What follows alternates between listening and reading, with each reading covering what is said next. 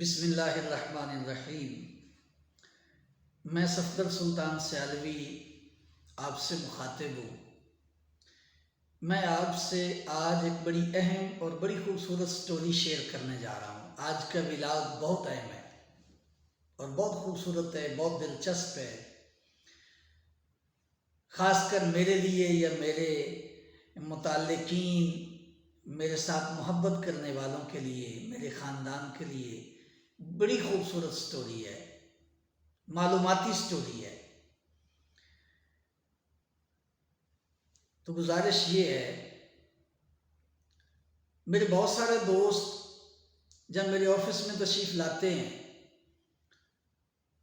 تو وہ مجھ سے سوال کرتے ہیں کہ قاری صاحب آپ ریئل اسٹیٹ کا کام کرتے ہیں، آپ کے دفتر کا نام، آپ کے فرم کا نام الدیوان اسٹیٹ ہے، تو دیوان سے کیا مراد ہے؟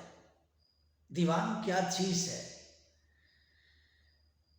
تو میں نے ضروری سمجھا کہ اس کا جواب میں ولاگ کی صورت میں دوں کہ بہت سارے اور لوگوں کو بھی پتہ چل جائے کہ دیوان کیا چیز ہے، دیوان کسے کہتے ہیں، اور دیوان بادشاہ رحمۃ اللہ تعالی علیہ کا ہماری زندگیوں کے اندر کتنا اثر ہے، ہماری زندگیوں کے لیے وہ کتنا اہم ہے۔ دراصل خواجہ غلام فرید گنج شکر رحمۃ اللہ تعالی علیہ کے تمام جو کامل مرید تھے، جو آپ کے خلفاء تھے، ان کو دیوان کا خطاب دیا جاتا تھا۔ تو اسی طرح ہمارے گاؤں کے اندر ایک بہت بڑا مزار پاک ہے، اس مزار کے اندر جو مکین ہیں ان کا نام دیوان ہے، ان کا خطاب دیوان ہے، ان کا اصل نام حضرت محمد ابراہیم رحمۃ اللہ تعالی علیہ تھا۔ تو دیوان چونکہ آپ کا خطاب تھا، آپ کے مرشد پاک نے آپ کو دیوان کا خطاب دیا ہوا تھا، تو لہٰذا آپ دیوان کے نام سے، دیوان بادشاہ رحمۃ اللہ تعالی علیہ کے نام سے مشہور ہوئے۔ تو میری زندگی کے اندر دیوان بادشاہ رحمۃ اللہ تعالی علیہ کا کیا اثر ہے میرے خاندان کی زندگی کے اندر، ہمارے علاقہ کی زندگیوں کے اندر دیوان بادشاہ رحمۃ اللہ تعالی علیہ کی کیا اہمیت ہے، یہ میں اصل میں یہ گزارش کرنا چاہتا ہوں۔ دیوان بادشاہ رحمۃ اللہ تعالی علیہ کو مرشد پاک نے حکم دیا ایک بوڑ کی ٹہنی دے کر، ایک بوڑ کا آسا، بوڑ کی سوٹی دے کر حکم دیا کہ آپ سفر کریں، جہاں رات پڑ جائے تو وہاں اس ٹہنی کو گاڑ دینا، جہاں پر یہ ہری ہو جائے گی تو وہ علاقہ آپ کی بقیہ زندگی کا مسکن ہوگا، وہاں کے لوگوں کو آپ کی ضرورت ہوگی، تو ان لوگوں کی تعلیم و تربیت کے لیے آپ وہاں پر تشریف لے جائیں۔ جب آپ دریائے چناب کے کنارے پر تشریف لائے، اس وقت تو چناب نام نہیں تھا لیکن دریا تھا، آپ تشریف لائے تو وہاں پر اس ٹہنی کو گاڑا اور وہ ہری ہو گئی۔ دراصل وہ ٹہنی نہیں ہری ہوئی تھی، اس علاقے کے مقدر ہرے بھرے ہو گئے تھے۔ اس علاقے کا نام ہے پپل بھٹا شریف۔ آج بھی اللہ تبارک و تعالیٰ کی مہربانی سے اس گاؤں کی امن و امان کی صورت میں، اخلاقیات کی صورت میں، تعلیم و تربیت کی صورت میں اس کی مثال شاید پاکستان کے اندر نہ ملتی ہو۔ اتنا خوبصورت گاؤں، اتنے خوبصورت لوگ اور اتنی خوبصورت تربیت کے حامل وہ لوگ کہ میں نے بہت سفر کیا ہے، کراچی سے چترال تک بہت سفر اکثر علاقوں کے اندر، اکثر اضلاع کے اندر میں گیا ہوں، تو میری آنکھ نے اتنا پرامن شہر، پرامن گاؤں نے نہیں دیکھا۔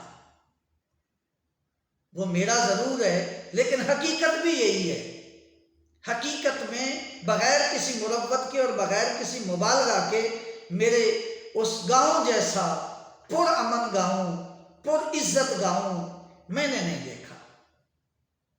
اس کی وجہ یہ ہے کہ اس کے اندر آج بھی خواجہ غلام فرید گنج شکر رحمۃ اللہ تعالی علیہ کے کامل مرید حضور سیدی دیوان بادشاہ رحمۃ اللہ تعالی علیہ آج بھی مکین ہیں، اور آج بھی لوگوں کے دلوں کے اندر بستے ہیں، اور لوگ آج بھی بقیہ تمام لوگوں سے بہتر ہے۔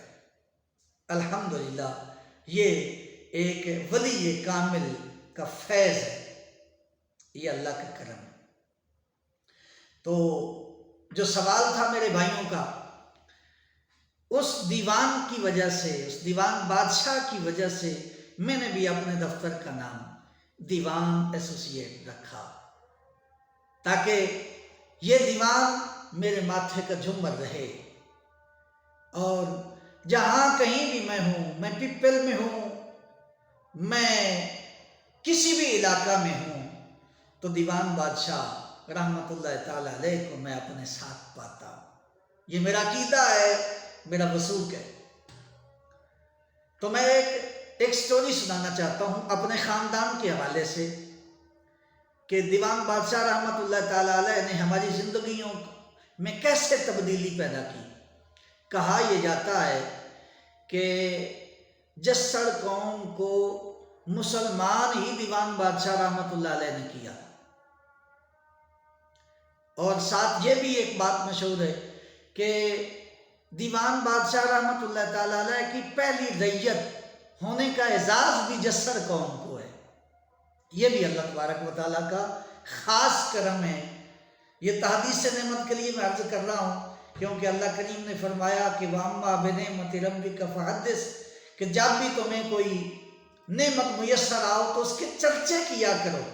تو دیوان بادشاہ رحمت اللہ علیہ کا ہماری زندگیوں کے اندر آنا، ہمارا دیوان بادشاہ رحمت اللہ علیہ کے مزار پاک کے سائے میں پلنا، پرورش پانا، یہ ہمارے لیے بہت بڑی نعمت ہے، اور اس نعمت کا چرچا کر رہا ہوں۔ جس کو اچھا لگتا ہے تو اس کی بہت مہربانی ہے، یقیناً کسی کو برا نہیں لگے گا۔ تو لہٰذا ایک بہت اہم سٹوری ہے جو میں آپ سے گزارش کرنا چاہتا ہوں، کہ میرے پردادا، میرے دادا کے والد اور ان کے آگے والد، ان کا نام تھا ریحانہ جسر۔ بڑا اچھا، با اخلاق اور ایک بڑا خوبصورت نوجوان انسان تھا۔ اللہ تبارک و تعالیٰ میرے خاندان کے تمام مرحومین کو جنت الفردوس میں اعلیٰ مقام عطا فرمائے۔ تو لہٰذا ان کی 7 بیٹیاں تھیں، بیٹا کوئی نہیں تھا۔ بڑی حسرت تھی کہ میرا بھی بیٹا ہوتا۔ تو ان بہنوں کو بھی بہت حسرت تھی کہ ہمارا بھی کوئی بھائی ہوتا۔ تو قدرتی دیوان بادشاہ رحمت اللہ تعالی علیہ کی اولاد میں سے ایک بہت بڑے بزرگ ہوئے ہیں کرم بخش رحمت اللہ علیہ۔ بڑے کامل ولی تھے اللہ تعالیٰ کے، بہت خوبصورت انسان تھے، با اخلاق۔ ہم زمین بھی انہی کی بویا کرتے تھے، مزارے تھے ان کے۔ تو وہ ہر جمعرات کے جمعرات وہ اپنے مریدوں کو کے گھر تشریف لاتے تھے، حال احوال لیا کرتے تھے، اور ساتھ لنگر کے لیے مکھن لے جایا کرتے تھے جو جٹوں کے گھر ہوتے تھے ان سے۔ تو وہ میرے پردادا کے گھر تشریف لائے جمعرات کے دن مکھن لینے کے لیے۔ تو پوچھا، ریحانہ کی حال ہے تیرا؟ تو بابا ریحانہ رحمت اللہ تعالیٰ علیہ رو کے جواب دیتے ہیں، بابا جی اے حال تاڑے سامنے، 7 ਧੀਆਂ ਦੇ ਵਿੱਚ ਲੁਕਾ ਬੈਠਾ ਪੁੱਤਰ ਕੋਈ नहीं। तो बाबा करम बख्श रहमतुल्लाह अलैह जो दीवान बादशाह रहमतुल्लाह अलैह की औलाद में से खूबसूरत सपूत थे, उन्होंने बाबा रेहाना को कहा कि 3 छुआरे लेके आओ। अब ये मैं बादर कराना चाहता हूँ, आप लोगों को ये बताना चाहता हूँ कि औलिया अल्लाह जो होते हैं उनका अपने मोहब्बत करने वालों की ज़िंदगियों में क्या असर होता है और वो अल्लाह ताला की बारगाह में कितने मकबूल होते हैं कि उनकी ज़ुबान से निकले हुए अल्फाज बेऐन ही पूरे होते हैं जैसे वो कहते हैं। तो लिहाजा मेरे परदादा जान वो अपने मुर्शिद पाक मियाँ करम बख्श रहमतुल्लाह ताला अलैह की बारगाह में 3 छुआरे लेके आए। आपने दम फरमाया और आपने फरमाया कि ये खा लेना। और जो दिलचस्पी की बात है, जो इंटरेस्टिंग बात है ना, वो ये है कि आपने हर छुआरे के ऊपर नाम लिया कि आपके ये 3 छुआरे हैं और आपके बेटे भी 3 होंगे। एक का नाम थिराज होगा, एक का नाम मुराद होगा और एक का नाम माछिया होगा। और सिर्फ नाम यानी ये नाम रखने आपने, और साथ आपने ये भी बताया कि थिराज किस खसलत का मालिक होगा, क्या खूबियाँ होंगी उसके अंदर, मुराद के अंदर क्या खूबियाँ होंगी, किस खसलत का मालिक होगा, कैसी तबीयत होगी, और माछिया उसकी कैसी तबीयत होगी, वो कैसे ज़िंदगी गुजारेगा और उसके ज़िंदगी के क्या अहवाल होंगे। ये सब कुछ साथ तबीयत भी बता दी, उनके मिजाज भी बता दिए कि अल्लाह तबारक व तआला आपको 3 बेटे देगा। और खुदा की कसम ऐसा ही हुआ। ये होते हैं अल्लाह के वली। ऐसा ही हुआ, 3 बेटे हुए। एक का नाम मुराद, एक का नाम थिराज और एक का नाम माछिया। बड़े खूबसूरत जवान थे और बड़ी खूबसूरत जिंदगी उन्होंने गुजारी। आपस में भाईचारे की मिसाल बना दी अपने इलाके के अंदर। इतने खूबसूरत वो लोग थे, इतने कमाल की शख्सियत के मालिक थे, गरीब होके, गैर जमींदार होके। लेकिन अल्हम्दुलिल्लाह अल्लाह ताला की मेहरबानी से उन लोगों ने अपनी शख्सियत मनवाई कि हम बुजुर्गों के फैज़ से पले हुए हैं, बुजुर्गों के फैज़ से हम पैदा हुए हैं। और उस फैज़ का नतीजा ये था कि आखिरी दिन तक इकट्ठे रहे और अपने बच्चों को भी इकट्ठा रखा। और अल्हम्दुलिल्लाह जब तक वो जिंदा रहे पूरे ख़ानदान को यकजा रखने की कोशिश करते रहे और इस दुनिया से रहलत फरमा गए। अल्लाह करीम उन 3 सपूतों को, मेरे परदादा जान, मेरे थिराज बख्श, मियाँ मुराद बख्श और बाबा माछिया और उनकी औलादें, अल्लाह तबारक व तआला हुजूर सैयदी दीवान बादशाह रहमतुल्लाह ताला अलैह के सदका से उनको जन्नतुल फिरदौस में आला तो आला मकाम अता फरमाए। आमीन आमीन बिजाह।